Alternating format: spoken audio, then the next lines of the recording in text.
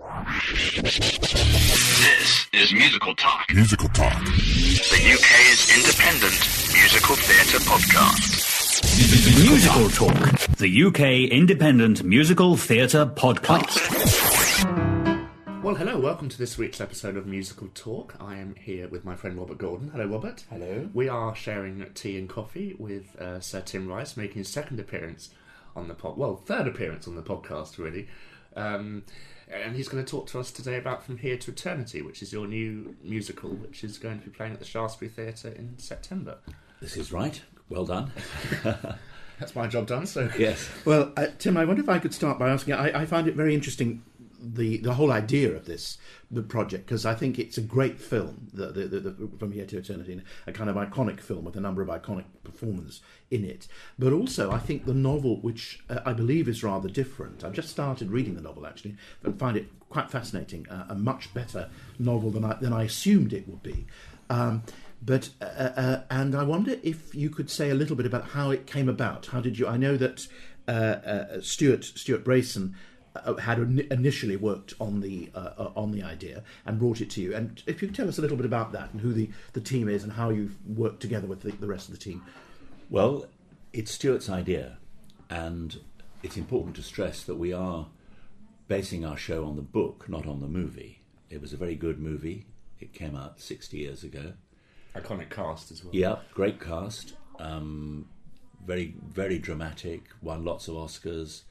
But because it was 1953, it couldn't really be quite as brutal or upfront or daring as the book. And the book, which I hadn't read when Stuart first came up with the idea, the book is, without doubt, one of the greatest books of the 20th century, one of the greatest American novels of the 20th century. And when you read the book, you realise that, and this isn't a criticism of the film, you realise that the film didn't really cover an awful lot of the book in some respects. Although it's going to be true to say that we can't do that either in 2.5 hours with a musical. But I think we can get into some areas which the film was unable to do so. And we found an awful lot of things in this brilliant book that I didn't know were there. No, and I was just going to say very quickly in answer to your original question, because I've been rabbiting on, was that Stuart Brayson, who I've known for a long time, as a very fine writer. I first met him in the 80s when he was writing pop songs. And he had a career as a leader of a pop band, which did okay, nothing sensational, but I knew he was good. When he began writing musicals, and one or two of them he got on, up north where he comes from. He lives near Blackpool. And we kept in touch, and then many years ago now, some 10 or 12 years ago, when he sent me an outline of songs and ideas for a musical based on From Here to Eternity, I thought this was a very strong idea, and I wanted to help him achieve it, get it onto the West End stage. And in the end, it seemed I was only able to do that if I came in as a creator as well as a producer. What I find very exciting about it is it's as you say, it's a very important novel, and therefore, I mean, one would assume that it would absolutely have to be very much a book musical, a traditional book musical. It's not in any way a pop musical, I imagine. No, you're right. You're right. And it seems to me that it's great that you are involved in something with such dramatic weight, because I always think of you particularly as someone who's very, very formative in putting forward the idea for something like Evita, which is also, in many ways, a drama based on reality, but also Chess, which I think has a very strong dramatic content. So it's great that you're involved in something which I think has a strong book. But of course, it's not totally, I wouldn't say fashionable is the wrong word, but I mean, the fashion at the moment often tends to be very much for compilation musicals, jukebox musicals, and this seems to me to be really a good move on your part, I'd say, to push the traditional book musical in Britain particularly. Well, I'm hoping that's the case.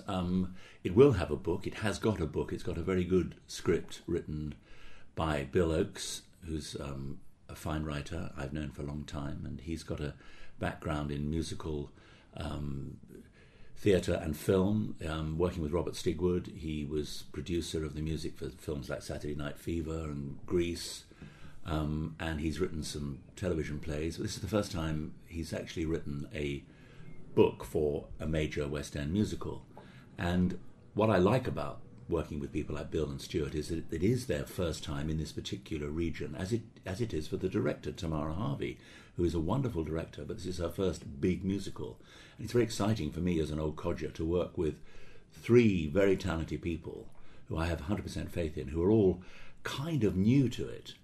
They've all got a huge experience in other areas, but it's very exciting for me to come together with them and get their enthusiasm and hunger, which sometimes I find hard to raise. Not now, because these guys have helped me raise it. But I doubt if I would have wanted to do any other show with the same old crew I'd been working with, or any combination of that crew. I don't know.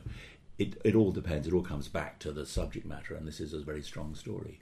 And you're right. It will be difficult to tell this story totally operatically without a book. Not impossible. And Stuart and I did discuss that possibility back in the early days, but in the end we thought there's so much there, and we really can get an awful lot more out of it dramatically than just with songs. It's great to have a great book as well, which Bill has provided. And Stuart originally did the book, music and lyrics for his concept, didn't he? Well, there was never really a book as such. But I remember reading he did the lyrics. Yes, he did the lyrics, and they were very good. Did you? Well, what happened, roughly to simplify the story, when Stuart sent me a CD of his ideas for a musical based on From Here to Eternity, the first thing I said to him, oh, great, this could be good, because it's a good story, and the story is key to everything. I said, have you got the rights? And he said, rights? And I said, oh. I said, well, we better get the rights. And we don't want the rights to the movie, we want the rights to the book, because the movie probably couldn't give us the rights to the movie, because they in turn got the rights from James Jones, the author's estate. Anyway, to cut a very long story short in this aspect, I eventually did get the rights. I got them from the James Jones estate in Los Angeles. It took me a couple of years, partly because it wasn't, to be brutally honest, it wasn't my number one priority at that time. I just said to Stuart, look, I'll see if I can get the rights. And in the meantime, I recorded some of the songs for demos with West End singers to get them away just from Stuart's voice, which is a very good voice, but I wanted to see how it would sound with ladies singing. You know how that goes. And I made some demos, and then I took the recordings round to various producers, and we did a couple of little workshops, but nobody was that interested until I came across Lee Menzies, who is a very distinguished producer, but he was the first one who said, well, there might be something here. And he said, well, we've got to get the book, we've got to get a director, we've got to get everything worked out, so it's more than just a collection of nice songs. And at this point, it was still Stuart's lyrics. And anyway, when Bill and Tamara came on board, they restructured it with help from me and Stuart. We reconstructed the plot, the structure of the whole story. And of course, this meant that a lot of Stuart's songs, as they were, didn't really fit, because there were new scenes, there were scenes which needed to be radically rethought. But you can keep tunes, which is also always... We could certainly keep the tunes. And everybody said to me, including Stuart, well, why don't you write, one or two of the lyrics for the new songs? And I said, well, all right. And originally it was going to be additional lyrics by me. We're talking 4 or 5 years ago. Anyway, I did write about 3 or 4 brand new songs with Stuart, and I also rewrote 1 or 2 of the ones that didn't fit. And then everybody said, well, why don't you do all the lyrics, change them all, because some of the lyrics that Stuart had written, which were very good, weren't quite in the same theatrical guise that mine were. And it seemed to make more sense and give the thing better continuity, a better feel, a better, whatever the word is, sort of one milieu. Milieu, maybe. I'm not sure what the word is. Did it remind you in a Let's way? not waste too much time wondering what the word is. Did it remind you in a way of what you did with Anna Menken when you Yes. sort of asked to? Well, of course, the problem take over someone's voice. In a yes, in a way, except I was kind of, in this case, cruelly booting out Stuart's lyrical voice to a certain extent. Whereas with the late great Howard Ashman, obviously some of his stuff was so theatrically brilliant that one just had to try and fill in the gaps and match it. Anyway, I failed to cut a long story short, but it ended up with the lyrics being, in effect, about 90% mine.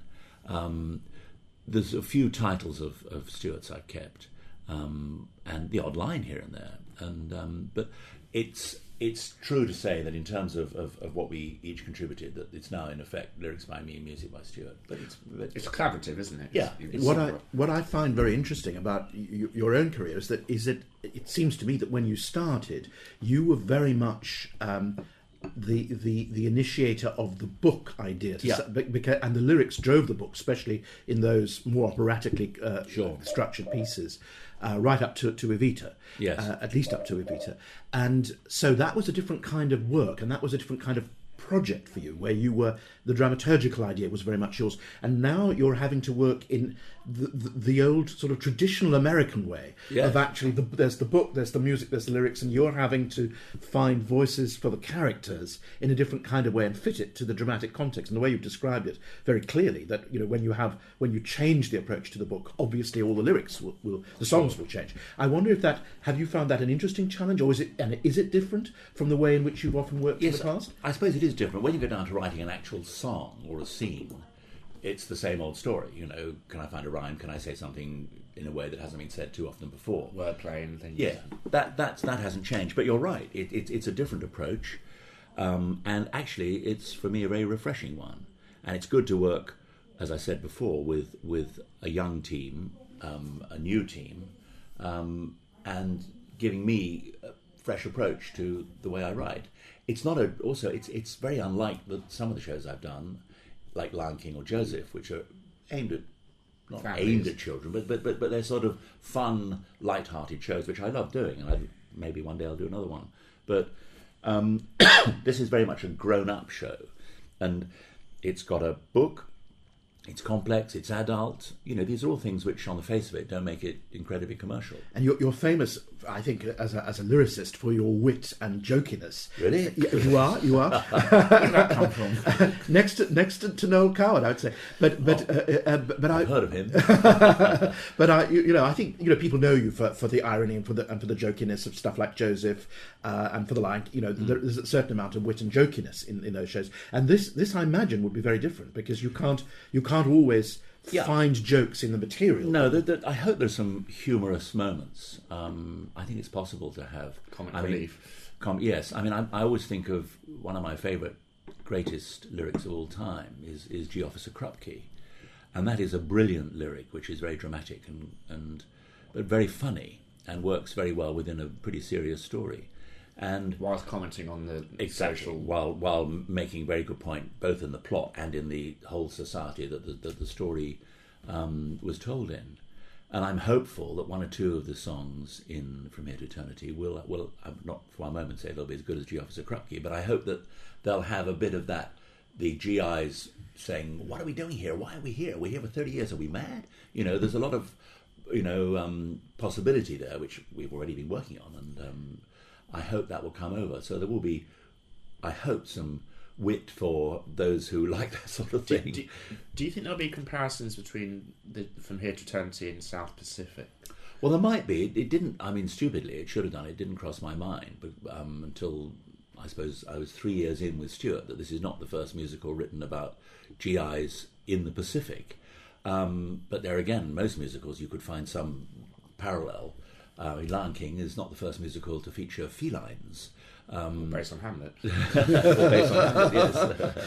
So there's always something, but that's fine. But what I find particularly interesting about this is that the novel, as far as I've got, seems to be very seriously about relationships in the military. Yeah. So in a way, South Pacific has that as a background, but to some extent that there are other issues in South Pacific which go beyond the military life. Here you're dealing with military life, and even in the film, that there are so many images of soldiers marching, soldiers on parade, the discipline, and the relationships among the soldiers. Did you find was that a particular chapter? Because I don't know any musical that really deals on that degree of depth and detail with the relationships within a military kind of environment, including for example, the wife. I mean, she's a military wife, Yes. isn't she? Really. Yes. So it's all very much set in that. Yes, every. I mean, it's in its heart. It's about two love affairs against this backdrop of impending war and a very enclosed society, which makes relationships between the men, as you've pointed out, very crucial. And it's about relationships between guy and guy, not necessarily sexual, although there's a bit of that as well. But also it's about these two love affairs, both of which are kind of forbidden love affairs. One of them involves the sergeant having an affair with his superior's wife, which obviously would lead him into serious trouble if he was caught, and indeed her. And the other is between a loner private, a loner GI, who's really rebelling against almost everything, and a hooker in the club, and she should not be getting involved with her clients. And she's really quite a respectable girl at heart, and she wants to get back to Oregon. She's making a stack of money, enough to choke a steer, as she says at one point. And like many girls in the war, or just before the war, they came over from Oregon and California, and they went over to Hawaii, and they worked in clubs as, frankly, hookers. But as far as their families back home were concerned, they were working in, they were PAs or secretaries to distinguished businessmen in the sugar business in Hawaii, and they would do this for a couple of years, and then come back with a load of money and be very respectable and marry the right person. And so the relationships, these two principal love affairs, are almost doomed from the start. But you feel a lot of hope, and they obviously a genuine passion. The passion and the love is heightened by the appallingly difficult circumstances in which they find themselves. Not just the fact that their love affairs are very dodgy, but the fact that any minute now the war could start. I mean, the war has started in Europe. It's already a world war, but America hasn't come in. And of course, as we all now know, on December the 7th, 1941, the Japanese bombed Pearl Harbor in Hawaii, and America was instantly drawn into the war. They probably would have come in anyway. And this story is just before that. Is that this is just before that? So it starts, I'm not sure of the exact date, but I would say it starts like July 1941. And of course, our characters don't know that Pearl Harbor's around the corner, but they do know that war is around the corner. There's plenty of references to, this ain't a war, but it's gonna be, and so historically and emotionally, it's an extremely high, high maintenance time. And also it works well for today's audiences because of the whole military wives phenomenon. And I suppose that's true. Again, lots of people have lost husbands. Yeah, you're absolutely right. I mean, of course, when we started working on this, or when Stuart and I began working on it, that aspect of our current involvement in the military wasn't so heightened. We weren't so aware of it. So that's something that's happened, which I wouldn't put it on the posters, though.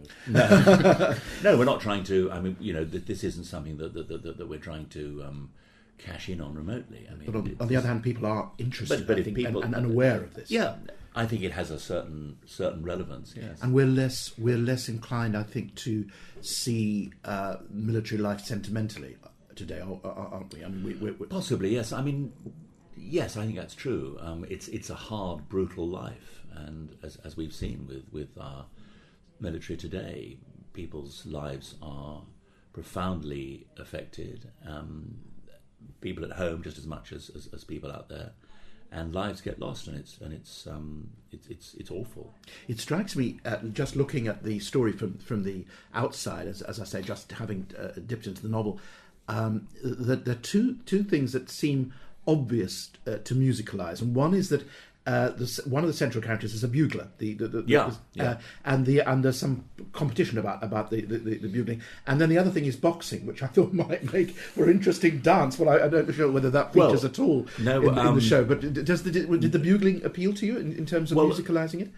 In a way, the bugling is interesting because the fact is, I mean, the interesting part is that he won't play the bugle. One of the problems Pruitt, who is the loner, if you like, the James Deany type GI, is that he won't box. He's a brilliant boxer and he's a brilliant bugler, and he won't box because he had when he was with a previous company in a different part of the US Army, he blinded somebody accidentally, and now he won't box, and he's been transferred to this new company, and the commander of the company is very excited about his arrival because he's such a good boxer, and he says, great, now Pruitt, you're going to box for us and we're going to win the championship. He seems more concerned about winning the boxing championship between the different regiments than he is about the war. And he is also the husband of the lady who becomes involved with one of the sergeants. And the sergeant has a relationship with Pruitt, not sexual, but they become very much involved, their lives become intertwined. And Pruitt won't box, and this gets Pruitt into severe trouble, and he's very badly treated by his own commander and his own superiors, hoping to break him, hoping to make him box. Neither will he play the bugle. He was a brilliant bugler, but he says, for personal reasons, I'm just not doing that, because... And the reason is, we find that he was passed over by his previous commander because there's an implication that the man who was given the bugling honours was in some sort of relationship with his commander. So he's got a lot of issues. He comes to this new regiment frankly pissed off with almost every aspect of his life. And he came into the army because he was pissed off with his life in the first place. So he's got a few problems. But I presume you can then have that wonderful moment when he does either box or start playing. Well, you'll have to wait and see. There is certainly that is something that you think, is he ever going to? There's nothing more boring than having someone have a talent at the beginning of a show. You want it to lead up to that moment dramatically. Well, you're absolutely right, but I wouldn't dream of giving away too much. But you can always read the book. I wonder. I mean, some people listening to this might wonder why it had been thought to make a musical of it, because it sounds like it is a wonderfully dramatic story. And I'm not saying that musicals shouldn't be dramatic. Of course, they always have been. And go back to West Side Story and beyond. But did you find it? I mean, did you and the team find it easy to find places for songs, or? Yeah, I think we did. I mean, I've always maintained that musicals... far too long. I maintain they're far too long, yes. That's another point. I mean, musicals, opera, most of the great ones, are based on something that's been in existence in another form. My Fair Lady, West Side Story. Lion King. I mean, all these things are... basically a retelling in a new way, and music brings a power and an interest and an emotion. I'm only talking about the music here, not the lyrics, which other forms can't bring. Doesn't mean to say it will be better. Doesn't mean to say that My Fair Lady is better than Pygmalion the play. They're both brilliant, but they're different, and My Fair Lady adds things to the play, which and maybe takes some things away. Like the ending. Yes, like the ending. Stop ruining my argument. But basically, I mean, the story of Eva Peron, everybody said, well, why would you do that as a musical? Well, I think with the story of Evita, it's actually because she was, in a way, a theatrical being herself, who happened to be playing it up primarily on the political stage. I think a musical was almost the best way to tell the story of Eva Peron. And look at Les Mis as a wonderful book by Victor Hugo. No one's saying that Les Miserables has replaced Hugo's book, but it's brought a lot of people to the book. It's told the story in a way that a lot of people, get things out of it that they might not have done. Roald Dahl's having a huge research. Yeah, absolutely, Roald Dahl. I mean, it comes back to the thing I always bang on about, is that it's a great story, and there's a lot in this story which I think we can bring out. It's there. I mean, James Jones is the key genius of this project, and I can only say that his daughter Kaylee, who is a novelist in her own right, very nice lady, she's been very supportive of the project once she heard it, and she's told us on more than one occasion when we did some workshops, my father would have really been happy with this, and that's the best compliment we can get. I mean, she might be wrong, but I don't think she is. Well, yes. And we have shown enormous, I hope, respect for the brilliant book that James Jones wrote. And if we bring James Jones's work to a few more people, and if we bring out things that people might not have got in it before out of the story. And if we do, I mean, just as the writers of Les Mis did that for Victor Hugo, I mean, that's great. But we're doing it because it's a great story. Yes, I was very impressed to read about her, particularly his daughter, Kate Cayley, and about the way in which she has more recently insisted that when the book is reprinted, as it has been, that it should be unexpurgated. And it seems interesting that, again, that I can imagine some of the material must have been more critical of the military to begin with than would have been, in a way, possible or allowable in the early 1950s when the novel was first published, but also that she's allowed some of the homosexual implications which were there, and the swearing, and so the realism of the novel, which seems very impressive for its time, particularly, is back there because of her determination to have it published as was. No, she's a wonderful torchbearer for her father's great work, and of course he wrote several other fine books as well. He was about 23 or something when he wrote the book, wasn't he? I should know this. I don't think he was that young. No, he can't have been that young because he was in Hawaii in the war, so he probably would have been 23 in 1941. So I guess he would have been 33 when he wrote the book. I think I must check this up. I'm very glad about this interview. So I was making sure I know exactly when James Jones was born. The fact that you have access now to the complete novel, does that figure at all? I mean, in other words, are you able to use some of the material that would have been expurgated? Yes, I mean, it I think more than actual plot details, because the unexpurgated version doesn't reveal too much more about the storyline. But I think it tells you a bit more about some of the characters, and we feel we're able to be more, truthful and blunt, really, at times. I mean, I don't want this to be like Book of Mormon, where every other word is rude. It's not, but it's a grown-up show, it's and honest. I hope so, and it tries to, apart from telling a great story, and apart from, dealing with too important or too passionate love affairs, I hope it also illustrates a bit, as much as you can in musical theatre, what it was like being in the army. I mean, we won't have a lot of glossy sets. We'll have some great sets.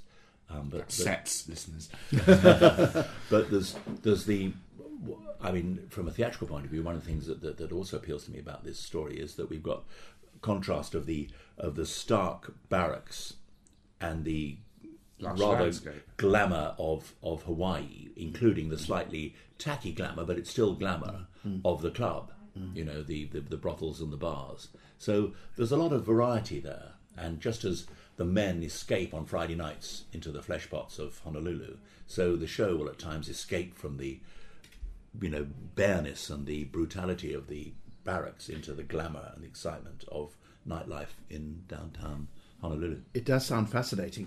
Say that again. Well, I'm certainly interested, and I mean, just thinking about this and reading about the musical had encouraged me to go back to the book, and I'm finding it a fascinating read. It's a great book. Genuinely. It's a long book. I mean, Yes. It's 900 odd pages, depending on which version you buy. But I was amazed how good the book was. That sounds a bit patronising, but I'd seen the film, and when Stuart came to me, obviously I knew the story because of the film. And I re-looked at the film and said, yeah, this is a great story. I mean, even I was too young to remember the film when it came out. But it's so often shown on TV. Yes. I always say to people, our show is not based on the film. The film is based on the book. We're based on the book. However, if you want to have a quick grasp of the storyline, the basic plot, have a look at the movie. I wonder if we can shift our discussion just a little bit to something that really has fascinated me about your own career, but I think it relates to this project as well, which is you've been someone who's been, let's say, adventurous.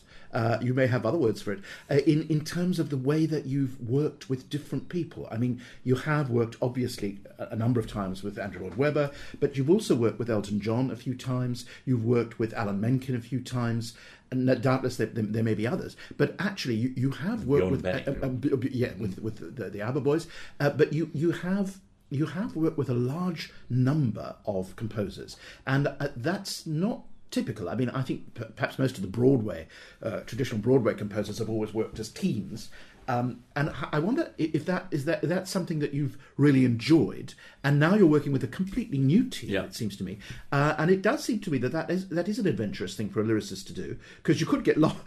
One could feel, well, I'm a bit lost. I'm the lyricist, and they're controlling me. How do you feel about that? Do you feel that you've got to the stage where you demand the rights of the auteur, or are you happy to adapt to other people's vision? How does it work for you? Well, I'm quite happy to adapt to people. I mean, I regard Stuart, as far as the writing is concerned, it's a 50-50 split. I don't think there's any reason why I should get more, or because, I've got a track record. Obviously, I'm producing it as well, so I've had to put a huge amount of time and a fair amount of money into this project, although I'm glad to say that we've got all the investment we need, so with luck, I won't lose any money on this in the end. I may not make any, but I won't lose any.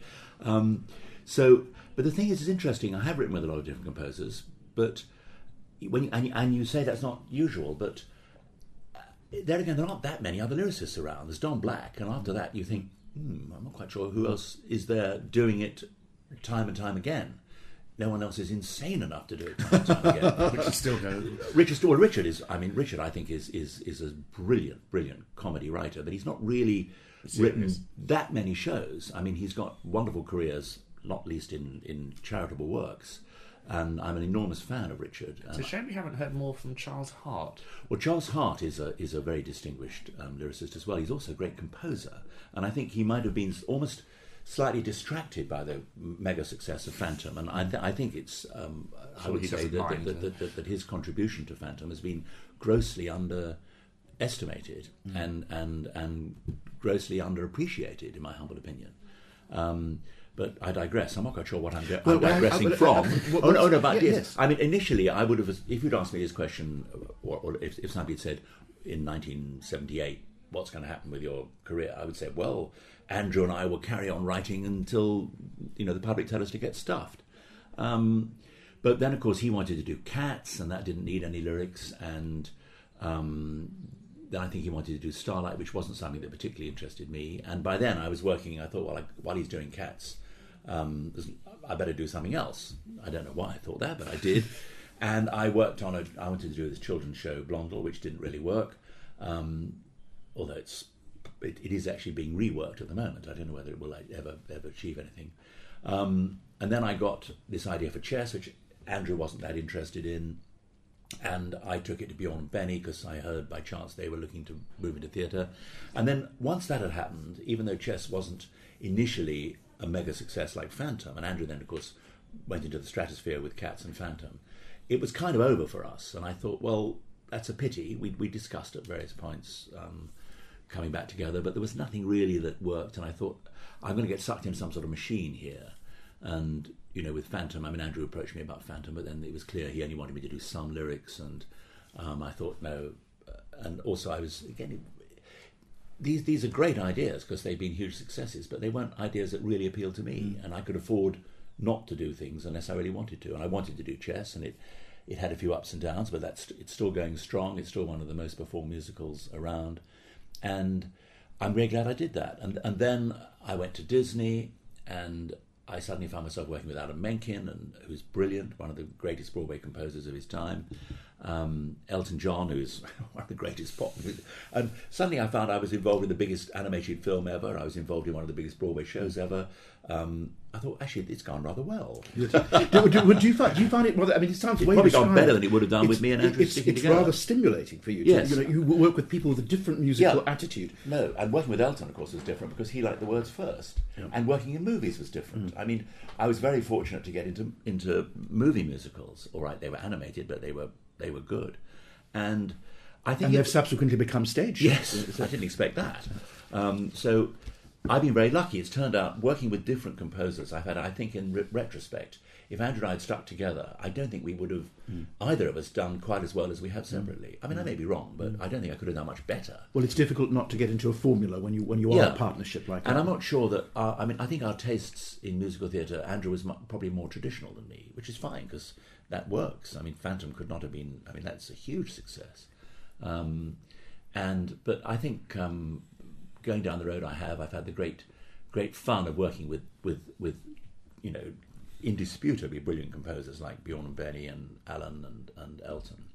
And I was, if I were ever to brag about something, which of course is totally alien to my nature, I would say that the thing that satisfied me most was, and winning prizes is doesn't mean too much, but the fact that I won 3 Oscars with 3 different composers is something that I'm quite proud of, because I think, well, what do these Oscar wins have in common? And I think, might be me.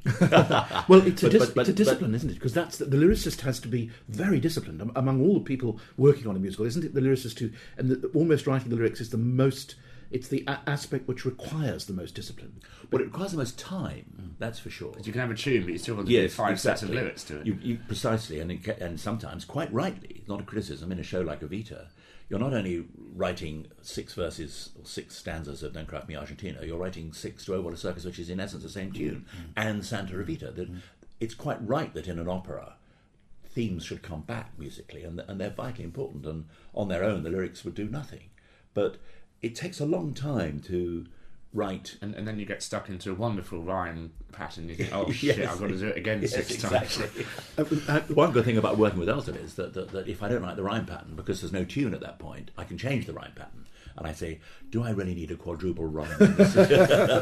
One of the I think, in my personal opinion, the greatest, if not quite the most successful artistically, but it seems to me the greatest musical of the 80s that should have been the greatest success, and I think you yourself have talked about it not being quite perfect because of the book, is Chess. I really think it's possibly the most ambitious and certainly to me the most interesting of the British musicals of the 80s. And I wonder, I know you've worked on it a lot and you've got a particular fondness for it, I'd say quite rightly. Is there, I've heard you say, I think it was after or just before the concert version at the Royal Albert Hall, which was a great success in itself. But you said, I think, that the Swedish version, as produced, it was for you was the most successful integration of all the elements. Is that? I mean, do you still feel that? No, not the Swedish one. The Swedish one was very good. It was a huge hit commercially. I mean, anything Bjorn and Benny do is going to be a mega hit in Sweden. No, the plot in Sweden was changed fairly drastically. I mean, a couple of new songs were put in. And it was all in Swedish, so there were a couple of songs which I really had nothing to do with, although I did write English lyrics for them. But that version didn't really work because it was only set in one place. It was all in Murano, and the whole thing was squashed into 5 days, which meant that Florence and Anatoly had an affair and then split up within 3 or 4 days. So their what should have been a long, life-changing affair became little more than a one-night stand. No, I think the problem with Chess is the perceived. I mean, firstly, song-wise, it's been as big as anything I've done. I mean, the songs just are always being recorded. You still hear them on the radio. They were very successful. I know them so well. Yeah, yes, right. And that's been very satisfying. And I think the music is the score is outstanding. And the perceived wisdom of Chess is that it's great, but the book is too confusing. Well, the book is confusing, but the reason it's confusing is largely because you can't hear the words. And what was interesting for me was that when we did it at the Albert Hall, and I insisted on, I wanted the whole thing to be subtitled or surtitled. I wanted all the lyrics up on a screen so people could understand what was going on, because you get great chunks of that score, great scenes with wonderful music, but you can't really hear what they're saying. And so in the end, the audience kind of gives up on the story and says, well, there's another good song coming along in 2 or 3 minutes, so I'll enjoy that. And indeed they do. We've got the anthem, or I Know Him So Well, or Heaven Help My Heart, or Pity the Child, or all these songs, One Night in Bangkok. They're great. And they keep you going. But the bits in between often are bewildering, and it's because you can't hear the words. When we did Murano, I mean, I remember Cameron McIntosh saying, well, you've got to get rid of that Tyrolean stuff. What's all that about? Dear, yes. And Cameron basically thought the score was terrific, but he didn't get, and how could he, what Murano was about. When we stuck the words to Murano up on the screen at the Albert Hall, and I wish we'd done it with the whole show, the audience laughed, loved it, and it got a huge round. It never got that before, because all it looked like before was a load of blokes singing a rather vague Tyrolean tune. And that's the kind of thing with opera, isn't it? You just you can't understand what's being said. So you have might be lucky to have, but you know a good tune's going to come along. And there's another piece in Chess, which is a wonderful piece of writing by Benny Anderson, of all the great, and he's set to music, all the winners of the chess championship since time began. So you've got all these wonderful names and their dates as well. in the show. And when it happens on stage, people come on and they hear 2 or 3 minutes of great music, but they could be singing the Swahili phone directory for all they know. It's all Swedish, yes, exactly. Could be the Stockholm Railway timetable. They don't know what it's about. But on that in the Albert Hall, we put the names of these chess players up there, and it became a very moving piece, because you suddenly realised that all these people in their day were the champions of the world. They were the best in the world, and now it doesn't matter anything. Yeah. They're dead. It's over, and suddenly you think it was rather chilling, and it made a very powerful point, which had been completely missed in every production of chess up to that point. You've explained very clearly to me why. I mean, I actually saw the original production at the Prince Edward. Well, see, that was a problem. I mean, just sorry to interrupt you, but we, and I'm to blame, but there were no surtitles. We initially began the show with Murano, which nobody understood a word of that. But so we decided to put in before that the story of chess. So there was a ballet, then there was a story of chess, but because that's choral, nobody understood that. So 8 minutes in, and then you get Murano, and nobody understood that. Good start. 12 minutes in, and people have been thinking, well, what's going on? Then you get Reporters, which is a choral thing and wasn't particularly interesting musically. It was a kind of plot thing, but they didn't hear most of that. Not until Anatoly, about 20 minutes in, sings Where I Want to Be, which is a good song.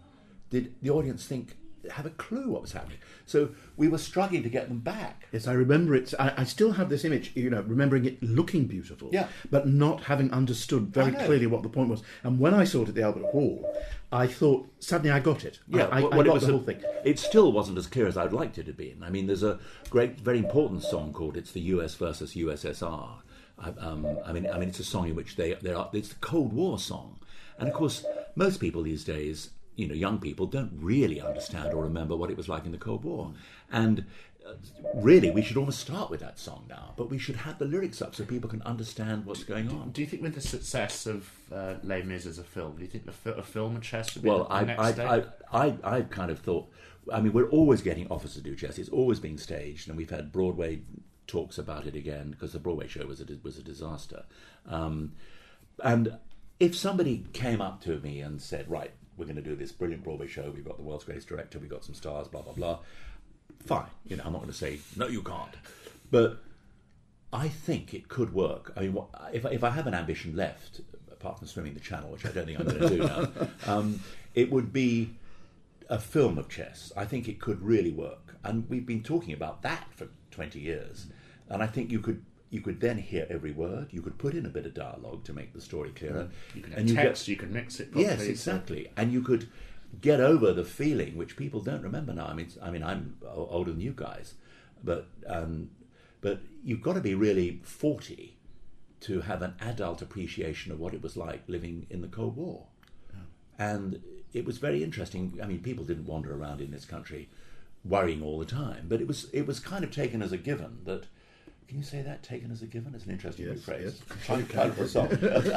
Taken as given, yes. It's a great song. It was assumed that if there was going to be a war, well, it was assumed that there could be a war, and if it was going to be against Russia, and we could all be wiped out. Absolutely. Now, of course, that can still happen, but our worries now take on. I think, frankly, it's much more worrying. I was never that worried personally about the Cold War. I thought, well, it might happen, but if it does, I ain't going to know about it. But it's much more worrying now, I think, when you've got much more localised disasters and tragedies and terrorism, this sort of thing. But to get over to people what the Cold War was like needs to be done in any version of chess now. Well, someday we might get the film, which would be great. But we might even get the film, a film of the From Here to Eternity musical. Wouldn't that be? It's full not impossible. Cycle? I mean, the producers did that, didn't they? Yes. I mean, and I'm sure plenty of other examples. I mean, of course there are. I mean, South Pacific. I've forgotten what that was based on, but it was based on a book. James Michener, I think. Was it James Michener? And Oklahoma's based on Consider the Lilies, was it called? Green Grow the Lilacs. Oh, Green Grow the Lilacs, sorry. I think Consider the Lilies would have been more saleable, wouldn't it? I do want to say, Tim, I've just come back from LA where I saw the 45-minute production of Aladdin playing. Oh, what's that like? It's wonderful. Disney built this 2,500 seat theatre for this 45. But that's coming to Broadway. And it's going to Broadway. So it's kind of weird. It's gone from film to theme park show and back to Broadway. Well, whilst doing Seattle. I've only got 2 songs in that one.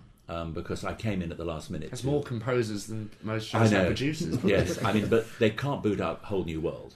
So I'm quite looking forward to seeing that on Broadway. I think it's opening on Broadway or Toronto this winter. 2014, it's going to the Lump Fontaine. Or is it really? I think Gosh, so. you know more than me. And it's amazing in California, and during A Whole New World, the carpet does fly over the whole auditorium, and these kids' faces are just... Oh, fantastic. Godsmacked. I've got a photo which I'll show you. But Tim, thank you very much for talking to us. No, my pleasure. Thank you for your interest in the new stuff as well as the old stuff. Sir Tim Rice there. For more information on From Here to Eternity, the musical, you can visit www.fromheretoeternitythemusical.com.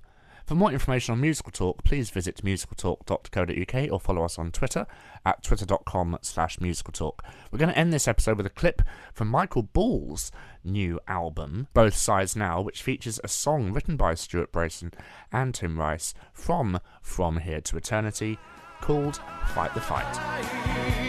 And maybe there's somebody there, but all along knowing that no one has reason to care.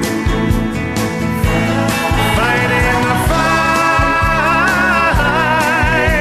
stating my case, singing my song. An army around me I'm part of, but I don't belong. Nobody knows what's gone wrong.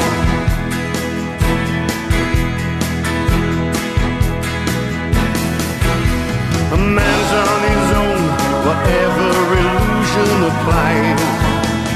Man's on his own till he dies. A man's on his own, whatever illusion applies. Man's on his own till he dies. This episode was presented and edited by Nick Hudson with Robert Gordon. Copyright Musical Talk 2013. It's set with the songs where the copyright persists with the original creators.